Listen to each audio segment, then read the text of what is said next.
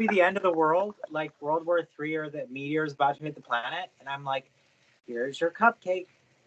You know, same kind of energy every single time. So I'll be in and out of camera, but yeah. hello, welcome everyone. Welcome tonight.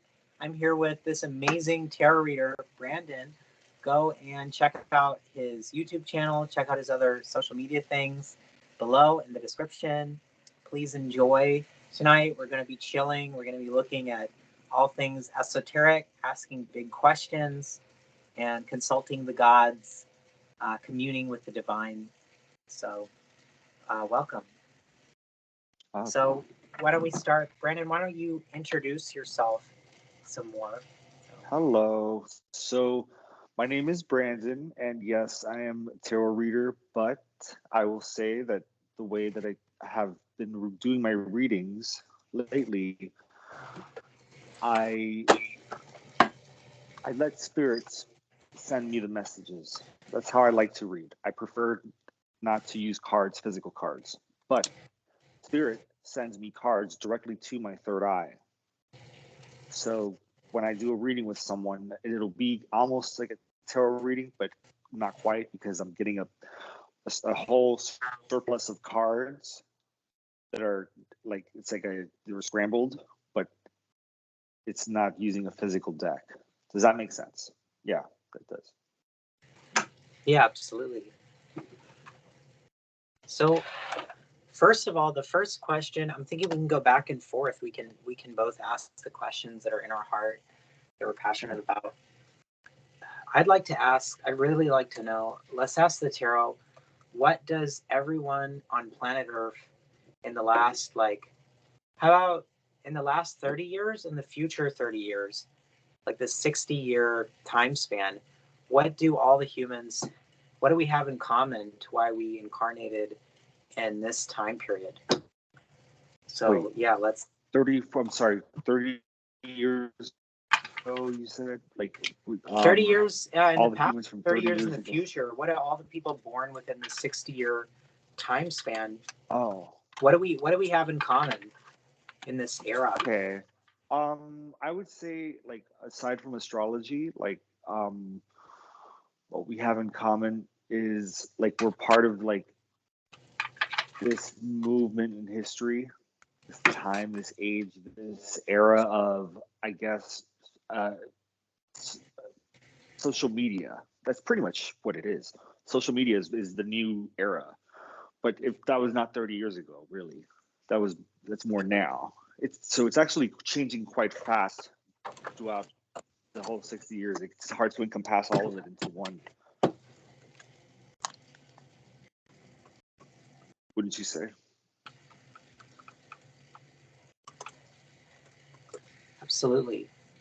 Yeah, that is kind of difficult. I wouldn't say there's one singular pattern. It is the age of Aquarius. I think that's the start of the age of Aquarius begins now, and that time frame you actually would indicate that. So social revolution. The Aquarius is the water bearer, and it's a woman carrying the bowl of water. So this is a man's job, right? And the woman is doing it. So Aquarius implies that Age of Aquarius implies that we're going to see social changes. We're going to see a lot of changes. And I don't know how you want to do this, by the way, because I don't know if you want me to ask you questions or... Oh, no. We can both share answers to the questions. What I'm getting is that, so this is the astrology, the card, the Eight of Cups is Saturn in the first decan of Pisces. It is in the Kabbalah Had through water. So what I'm getting from here is that there is a lot of debauchery, excess, kind of the end of a civilization, in a sense. So that's what I'm seeing. There is a process of transformation. I think that there is the ending. It's like the fruit is kind of at its last stages. Pisces is the last sign and whatnot. So laziness, uncertainty, There's a bit of chaos. There's a leveling that's happening. Pisces, I feel like there's a leveling energy to it and equality in that situation, because I feel like the world feels this chaotic power, and it's the end of a eon going and changing into a new one. That's the energy, I think, of a lot of it. It's like the tectonic. I feel like this is the tectonic plates of like two different eras going in from, Pisces to Aquarius and whatnot. I want to deep dive a little further into this. I think there's a lot of disappointment, disillusionment. People have invested with their finances, and then inflation. They've put their hopes in political leaders and been let down. I think this is an era of disappointment and a lot of setbacks and whatnot. Does this resonate? Yeah, definitely, at least for me. But I would say, like what you were saying about end of times, possibly. Like I have considered that, you know, science in the science, mainstream science will say the Earth is going to continue for billions of years, and it is 4.2 billion years old. The universe is 13.1 billion years old. I have different thoughts on that, and I know, yeah, it doesn't matter right now. We can get to that later. But what I'm saying is that there's a particular structure to the universe that we do not know of yet. At least most people are not aware of these greater structures. And I'm trying to teach what these structures are. And I'm trying not to sound completely egotistical in the process of doing so, like as if I'm the only person who knows anything. No, that's not what I'm saying. I'm saying, ooh, I found something so juicy. Really, do you have finish your phrase, and then I have like the most juicy information about what. Oh, please share your thing, because mine was just going nowhere. So I just found that. So the angels, there's two different, each tarot card. What's amazing about the tarot is that it correlates with astrology and Kabbalah and demonology, angelology. There's a billion, like I Ching. And this is what I like to incorporate in my readings, is bringing the depth of all of these systems together. In addition to, both of us have these very powerful psychic abilities. And what I know is that the angel of the Eight of Cups is Veyuhaya. It's prosperity, abundance when disordered, poverty, discord, waste of energy, search for an artificial paradise, worry about the future, deliverance from bondage. So I think it said the victory would be short-lived in regard to the Eight of Cups in my research. So what's interesting is that we have a lot of utopian philosophies. Technology is going to save us.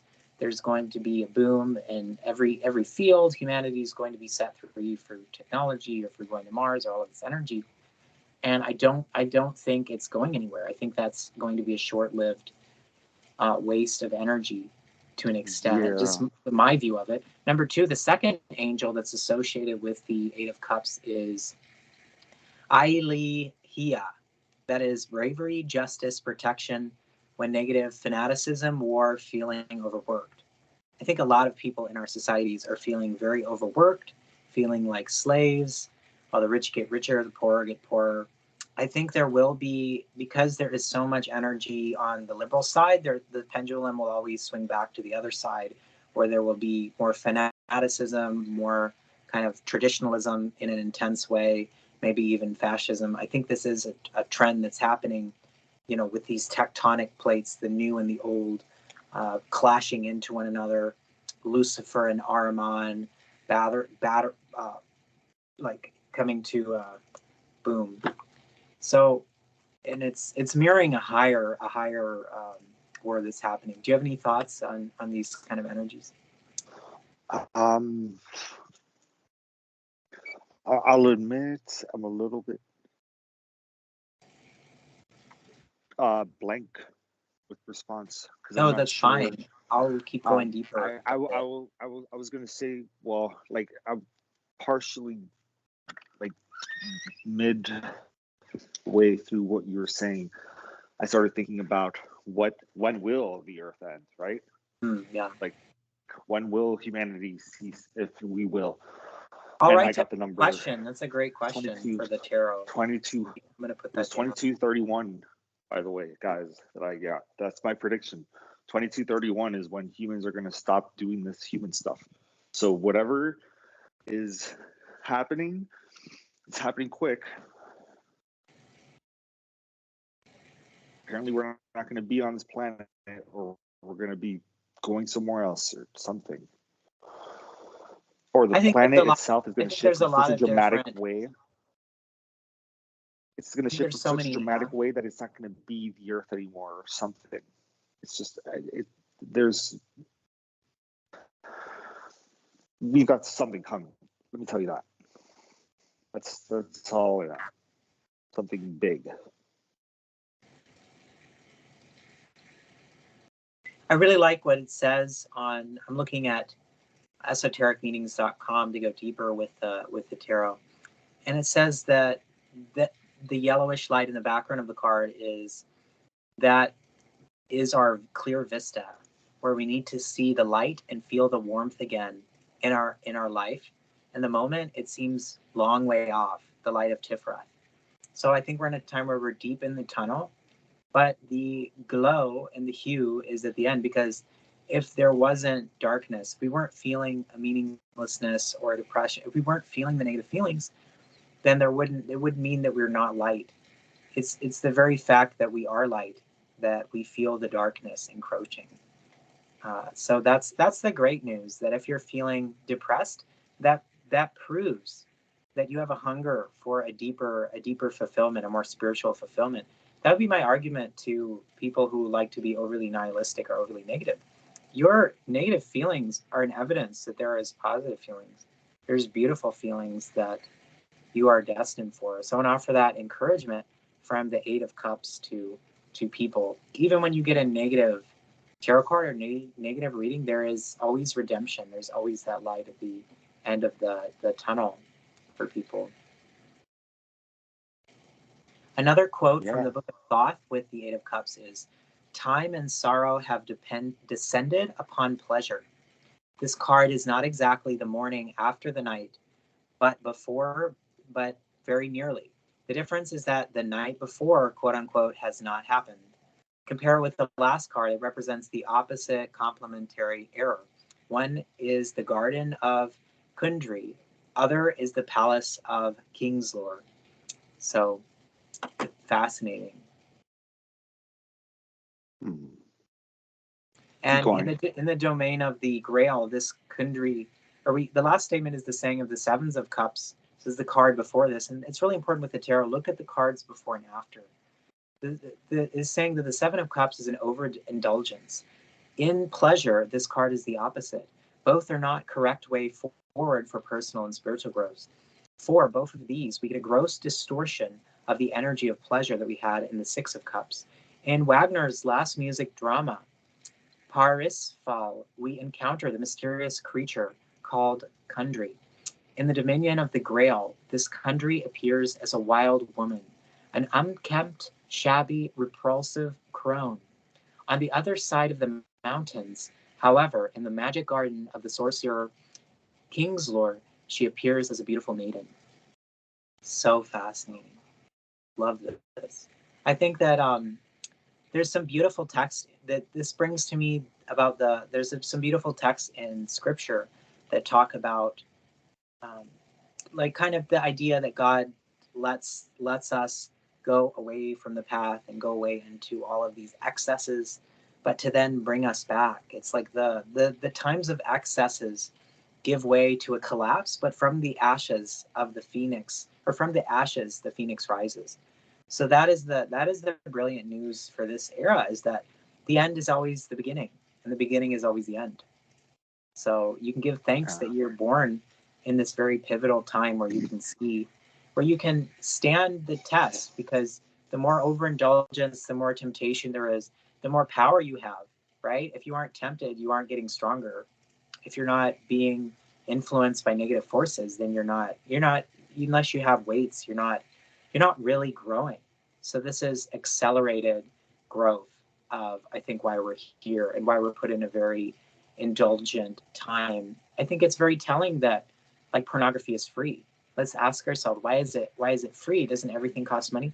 The cost is partially is people's soul, because if you transmute your sexual energy, you're able to access the quantum and just completely bring into this world the life that you want, and that's your manifestation energy. That's that sexual power. So if anyone's watching this, I encourage you, just stop orgasming for a month if you can, and meditate. Imagine the Kundalini energy going from the root all the way up here and then back down, and really surrender that. And you'll notice maybe there's a shift. Maybe you're not feeling those lower vibrations, you're feeling those higher vibrations.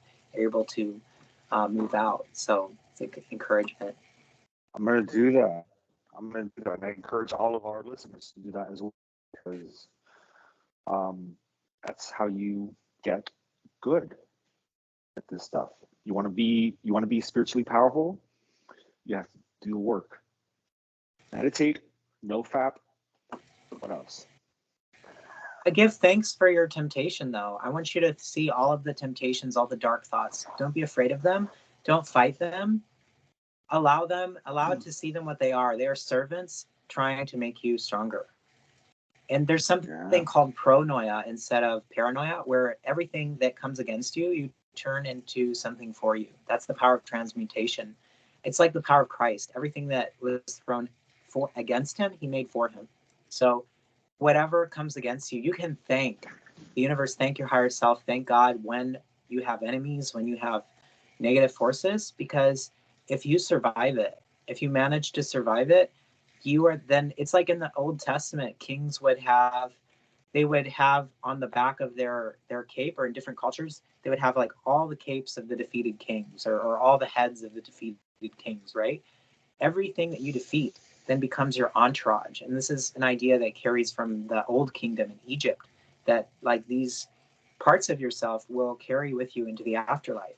It also follows that if you don't deal with these parts of yourself, or these temptations, or these demons, if you don't deal with them, if you don't bring them onto your side, you'll forever be fighting with them. So let the temptations come, but know how to deal with it. Know to, give it that loving awareness, the non-duality, the Kundalini energy.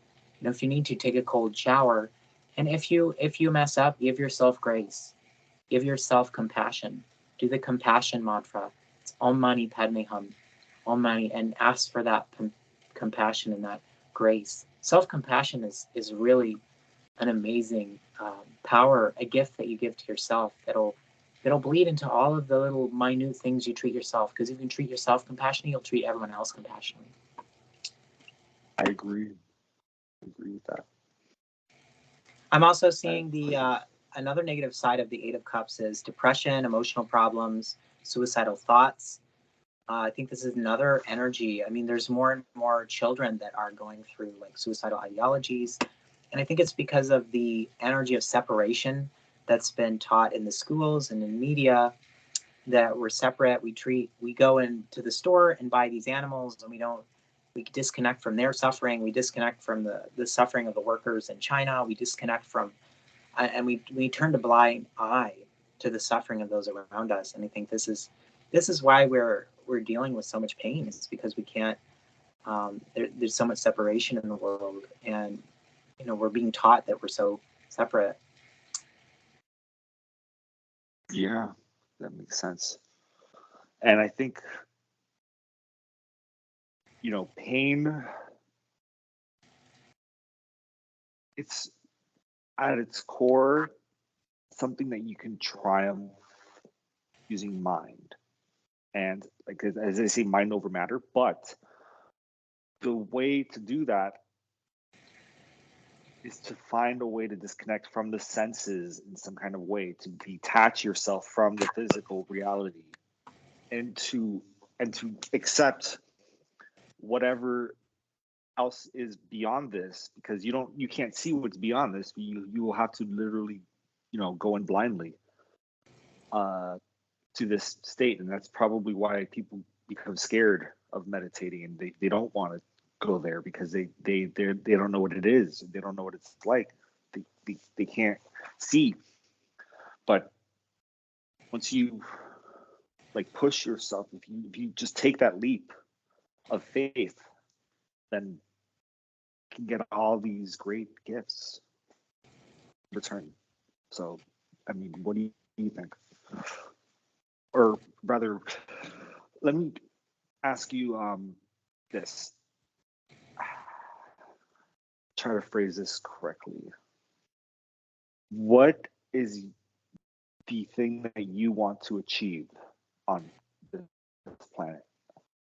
So there's two types of people.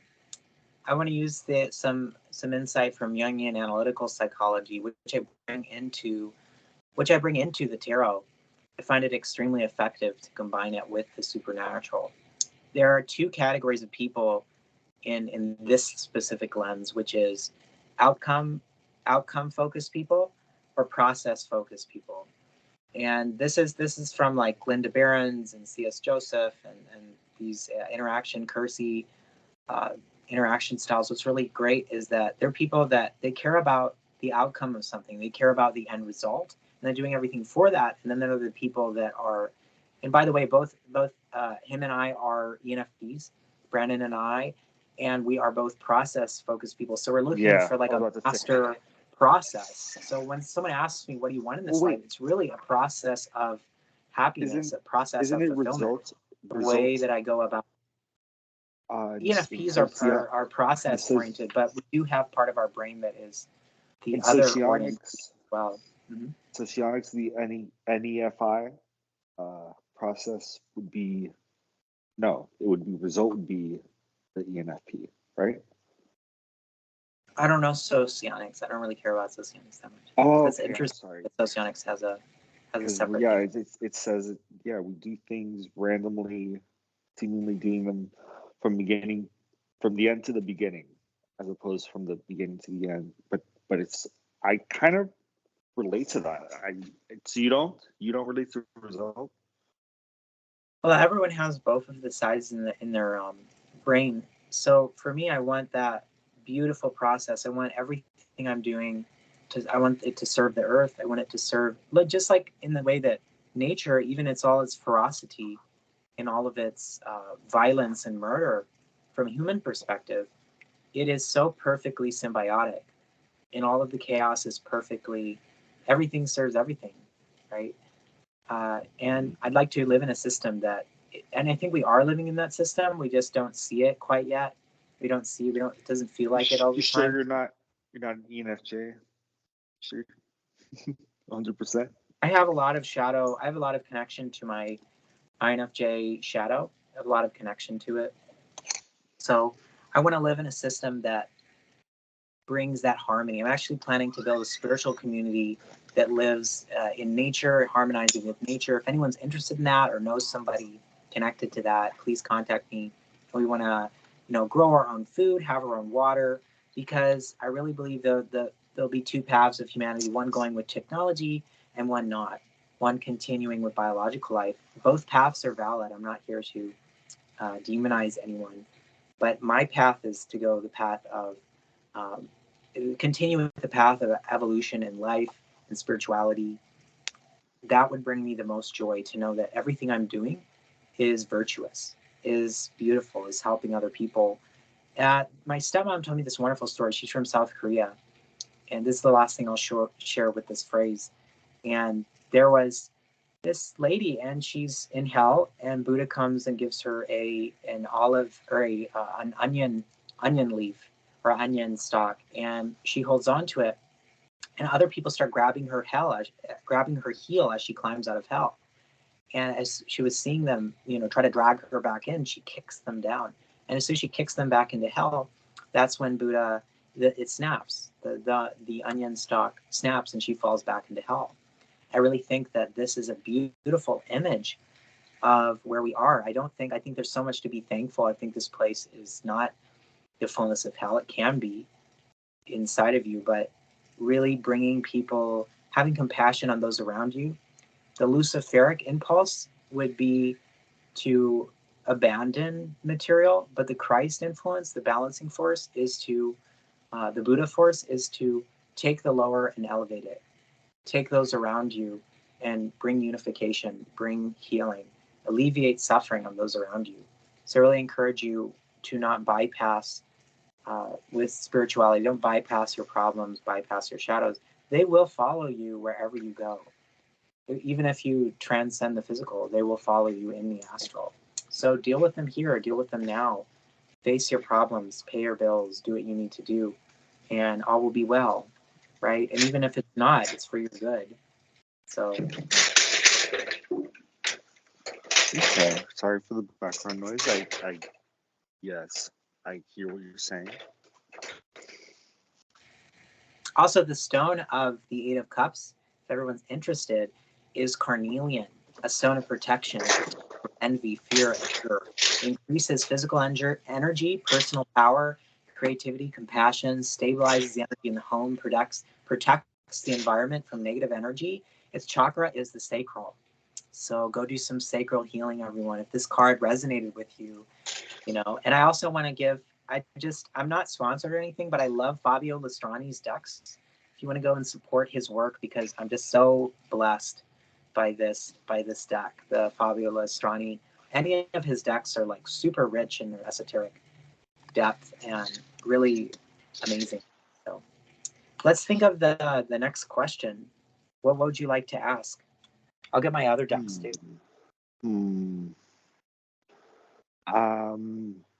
What do you think it takes for a person to remove their pain? Okay.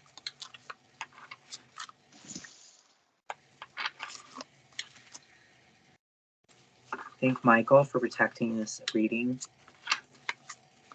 This is such a great idea. I'm glad we're doing this because it's so meaningful. You know, it's not just people like asking about their girlfriend or boyfriend like every 1,000, because I've heard you do that a lot. Yeah, I know. It's every other call. It's like, oh, let's not even. Wow, I got the King of Cups, which is makes so much sense, right? That's like when you've mastered. It's really going through those processes of mastering your emotions, becoming the king of your emotions. Look at how beautiful this card is, everyone. The Fabio Lastrani in light, Notaria in light deck. So powerful. It actually correlates with an angel here. It's called Aladiah. I'm gonna look up that angel. I'm so curious. Okay. You can talk about the Yeah, I would say King of Cups. Or mine. Cups? Yeah, no, I feel like that makes a lot of sense. You have to, like, to remove pain first. You have to like accept some, and be the master of it. Be like, okay, I can manage this. That's what getting over pain is feeling good, right? Feeling like you're okay. Feeling like you're satisfied with what you have. Your senses are feeling. So essentially, just grasp the pain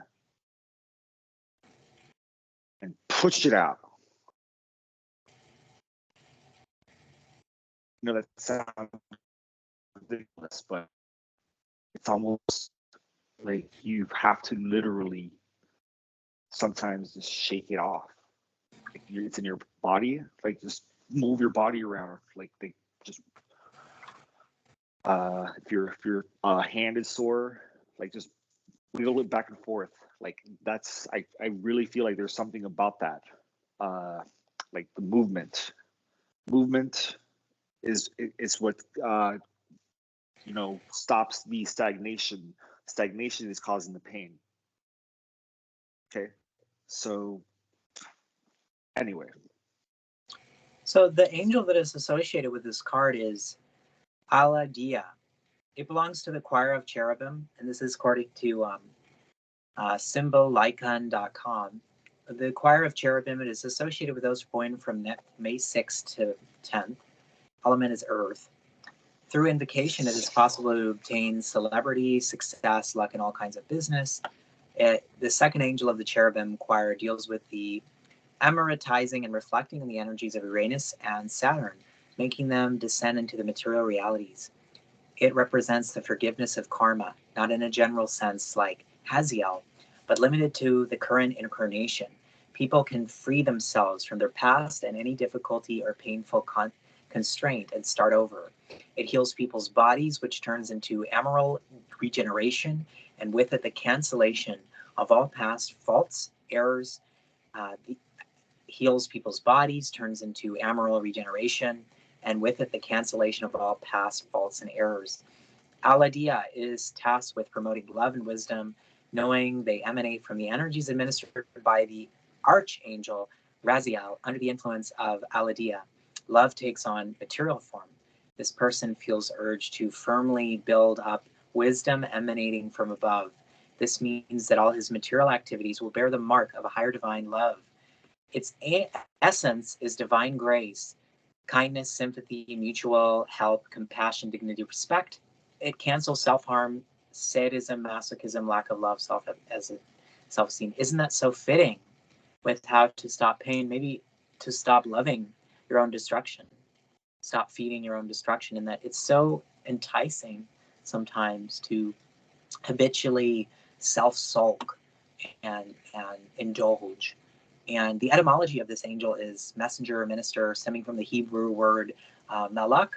Angel is a name that indicates office and not nature. As St. Augustine says, angels can be defined by its creation of purely spiritual substances, created by God to be superior to man. Beings of pure spirit angel do not possess a body, although some writers have attributed a certain corporeality to them.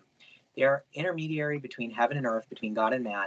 God uses them to make pronouncements to humankind and have his will carried out on earth. The Hebrew term has been translated into the Greek angelethos, which is our word angel is derived from. Angels are the inhabitants of an intermediate kingdom between God and man. It is such they fill a void and contact with the human world that can take an unprecedented forms. Perhaps the very name angelo is appropriate in relation to the immense possibilities of these beings. Although derived from the Greek angelios, which means nuncio or messenger, these angels are much more than civil bearers of news. They are true executors of the divine will. According to the Christian canon, everything that exists in the immensity of creation falls under the jurisdiction and control. The Oriental term diva, with which angelic creatures are defined, are also expresses their essence. Diva derives from the Sanskrit word resplendent, or more precisely, a being of light. The word's etymology root is dias, which in English can be translated to little divinity. For those who understand the inhabitants of the invisible worlds, where they are and what they do, it is necessary to study the relationship between God, the great architect of the universe, and the hierarchies of the celestial beings that occupy the many different steps of the ladder, seen by the dream of Jacob, which extends to man, from man to God. I think we should do an invocation of this angel. I'm going to look it up. This is really cool. Interesting. I kind of feel almost like you are exploring this territory. I'm just watching you do it, man. Like it's not no problem. How about we'll wrap quite up fascinating. we'll wrap up this beautiful podcast, and thank you, Brennan, for coming along and supporting our journey and supporting our viewers. And everyone, please support Brandon's work. I want to also encourage everyone to, if you're feeling like you don't know where you're at in your life, you need some healing energies, book a reading with me. And you can hit me up at Lugal_tarot on Instagram. And if you resonate with this work, you can also donate. I'm going to end this with a prayer here. So we thank you, Aladiah, right now. We invoke you. We thank you for offering us divine grace and being absolved of all of our transgressions, that we would feel our shame mitigated into actions that cause wellness, for us to take pride and joy in ourselves to a healthy degree. We thank you for helping us balance our karmas and ridding us of any negative energies we have. We thank you for your beautiful energy, Aladiah, that you offer your great strength to us in healing. We thank you for healing our bodies, our souls. We thank you for replenishing us, bringing us good health. We thank you for supporting us and curing us of our illnesses, physically and mentally. We thank you for giving us an abundance of material and spiritual wealth. And we thank you for watching over the disadvantaged and the homeless, helping them in this season and regenerating them into society, offering a second chance to everyone who needs it. We thank you for protecting us from anything that has a potential to imbalance us karmically or in any way, protecting us from false prophets and gurus with ill intentions, protecting us from all dangerous spiritual activities. We thank you for protecting us from making the same mistakes we have in the past and keeping your promises regarding helping us to keep our word and our promises regarding our commitments. We thank you for your source of pure energy, which allows us to fix any lack of productivity or lack of action that we may be struggling with, that you would help us become righteous people who don't neglect anything or anyone. We thank you for helping us channel our sexual energy up the spine, the excesses, and not to use it indulgently, only when absolutely necessary. We ask for grace for this. We know how difficult it is. And also any potential problems we have in our diet. We thank you for guiding us towards respect of the law, which incur a kind of harmony in regard to the forces of order. We acknowledge the divine hosts of heaven. We thank you, Aladiah, for blessing everyone in this server. We thank you for finding Aladiah inside of ourselves and gaining confidence and blessing in our own power. We thank you for resonating that healing energy through us and through everyone watching. So I'm gonna stop the recording now. Blessings, everyone. Shalom. Blessings.